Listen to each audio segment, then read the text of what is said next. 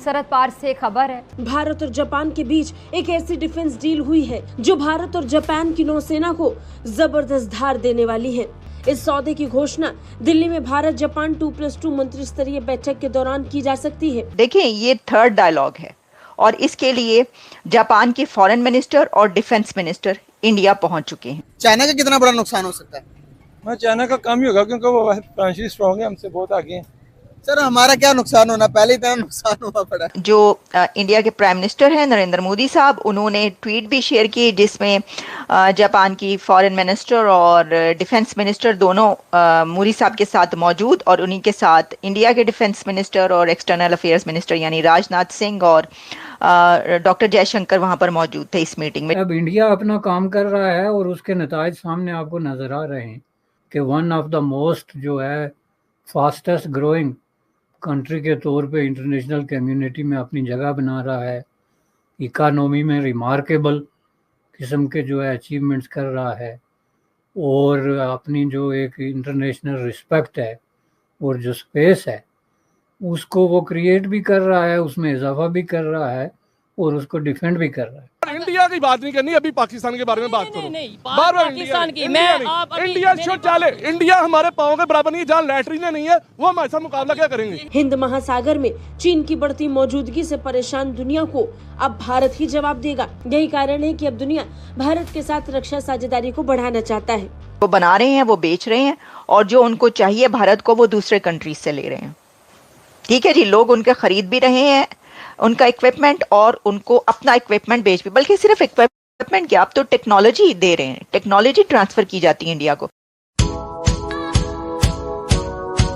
India में दुनिया भर के लीडर्स आ रहे हैं और वहां पर डायलॉग्स हो रहे हैं। अभी नेपाल की फॉरेन मिनिस्टर भी इंडिया पहुंची और उनसे भी भारत के प्राइम मिनिस्टर नरेंद्र मोदी साहब की मीटिंग हुई है। तो एक के बाद एक दुनिया का लीडर इंडिया पहुंच रहा है डायलॉग के लिए और अब इस वक्त भी डायलॉग की ही बात करेंगे, लेकिन ये डायलॉग है इंडिया और जापान के बीच 2+2 मिनिस्ट्रियल डायलॉग। ये देखें, ये थर्ड डायलॉग है और इसके लिए जापान के फॉरेन मिनिस्टर और डिफेंस मिनिस्टर इंडिया पहुंच चुके हैं और इसमें कहा गया है कि India Japan defence partnership vital to ensure free open Indo Pacific, यानी इंडो पैसिफिक की बात की गई है क्योंकि इंडो पैसिफिक आप जानते हैं, इंडो पैसिफिक ओशंस की जब बात होती है तो वो कितनी इम्पोर्टेंस है उनकी इस दौर में।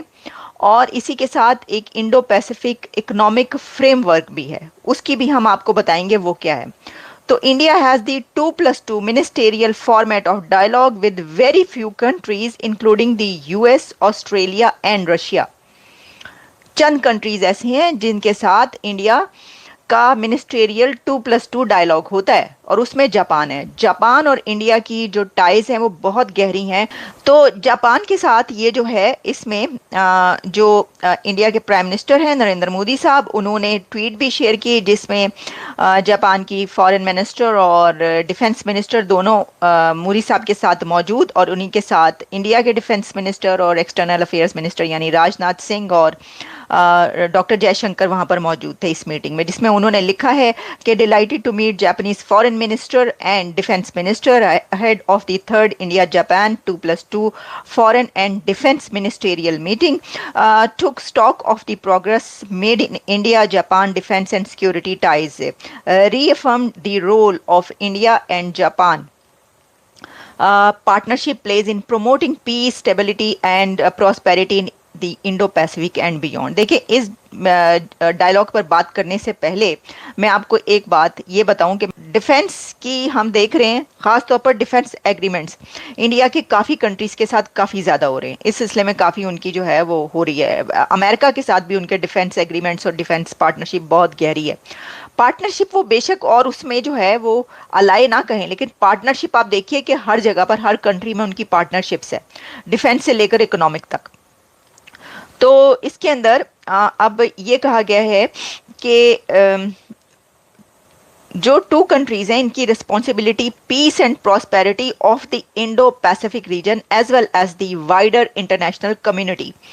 और फिर इसमें intention to continue joint drills between the Japan self defence forces and the Indian military. तो इसका मतलब है कि joint drills between Japan self defence forces and Indian military ये भी एजेंडे में शामिल है। और as well as cooperation in the area of defence equipment, जो मैंने आपकी भी डिफेंस की बात की, तो इंडिया की जो डिफेंस इक्विपमेंट और ये सारी हैं वो दुनिया भर से असलहा खरीद भी रहा है, खरीदता भी है।